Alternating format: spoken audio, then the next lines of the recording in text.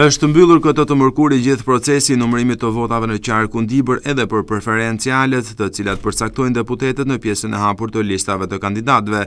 Pas numërimit të 222 kutive të votimit në rang qarku, kandidati i Partisë Socialiste Agron Malaj ka arritur të grumbullojë 12.616 vota, Muradani 7.691 vota dhe i treti është Daniel Gjura me 7.188 vota. Aktualisht kandidati Agron Malaj është më i votuari edhe në rang kombëtar, si ndër kandidatët socialist më të preferuar. Ndërkohë, në kampin blu më i votuari në qarkun Dibër është kandidati Xhemal Gjungshi me 5.693 vota, i dyti në listë është Përparim Spahiu me 5.505 vota dhe i treti Basir Çollaku me 4.599 vota. Ndërkohë vion në Tiranë numërimi i votave të diasporës, shka do të ndikojnë edhe në rezultatin e përgjithshëm të votave të partive, po ashtu edhe për kandidatët, megjithse për këta të fundit nuk pritet të ketë surpriza pasi tashmë kandidati socialist Agron Malaj e ka të siguruar mandatin e tij.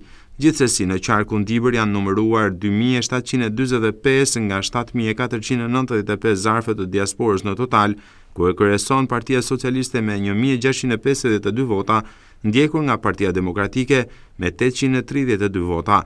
Emrat që do të shkojnë në parlament si deputet të qarkut Dibër nga këto zgjedhje janë Blendi Klosi, Alma Selami e Agron Malaj për Partinë Socialiste dhe Xhelal Mziu e Denis Savata për Partinë Demokratike.